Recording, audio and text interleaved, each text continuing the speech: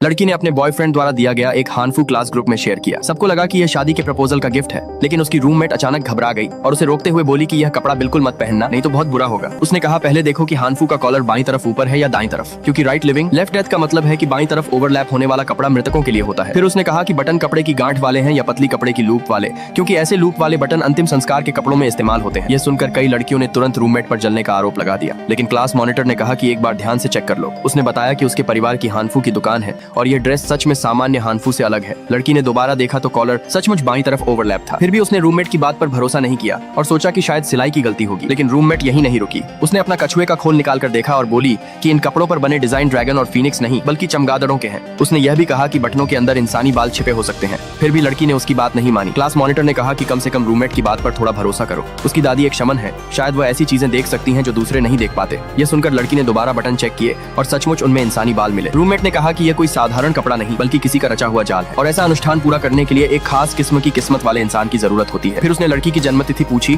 और पता चला कि उसका जन्म घोस्ट फेस्टिवल वाले दिन तेज गरज और बारिश के समय हुआ था, जब यह ऊर्जा सबसे ज्यादा होती है। आज ही उस अनुष्ठान को पूरा करने का सबसे सही दिन था। यह सुनते ही सबने लड़की से कहा कि वह किसी भी हालत में यह हानफू न पहने। लड़की घबरा गई और बाहर भागने लगी, लेकिन तभी दरवाजे पर उसका बॉयफ्रेंड आ गया। वह खाना लेकर आया था और बोला कि बाहर मत जाओ, आज वह खुद खाना बनाएगा और उसे बस इंतजार करना है। लड़की उसे शक की नजर से देखना चाहती थी, लेकिन हिचकिचा गई, क्योंकि उसका बॉयफ्रेंड हमेशा उसका बहुत ख्याल रखता था और पूरे कैंपस का सबसे लोकप्रिय लड़का भी था। इसलिए आखिरकार उसने उसी पर भरोसा कर लिया। बॉयफ्रेंड ने कहा कि आज रात एक बहुत जरूरी काम करना है। फिर उसने एक अजीब सा डबल हैप्पीनेस शिट का चिन्ह निकाला। उसे देखते ही लड़की बेचैन हो गई। उसने बीमार होने का बहाना बनाया और बाथरूम में जाकर छिप गई। ग्रुप में सबको यह बात पता चली तो उन्होंने फिर से हालात का विश्लेषण किया। रूममेट ने कहा कि उस डबल हैप्पीनेस वाले चिन्ह में ही गड़बड़ है। अगर वह दरवाजे पर चिपका दिया गया तो लड़की बाहर नहीं निकल पाएगी। उसने यह भी कहा कि हानफू बिल्कुल मत पहनना, वह अपनी दादी को बुलाने जा रही है। लड़की ने हामी भर दी और बाथरूम से बाहर निकल आई, लेकिन बाहर आते ही उसने देखा कि पूरा कमरा अंधेरे में डूबा हुआ है। तभी उसका बॉयफ्रेंड केक लेकर सामने आया और जिद करने लगा कि पहले मोमबत्तियां बुझाओ। बिना कुछ समझाए उसने लड़की का हाथ पकड़कर उसे डाइनिंग टेबल तक ले गया। जब लड़की मन ही मन इच्छा मांग रही थी तब वह डर से कांप रही थी। उसने हाथ जोड़कर अपनी सुरक्षा की प्रार्थना की। जैसे ही उसने मोमबत्तियां बुझाई और सिर उठाकर सामने देखा, उसकी सांसें थम गईं। सामने वाली कुर्सी पर एक हानफू पहने रहस्यमयी औरत चुपचाप बैठी हुई थी।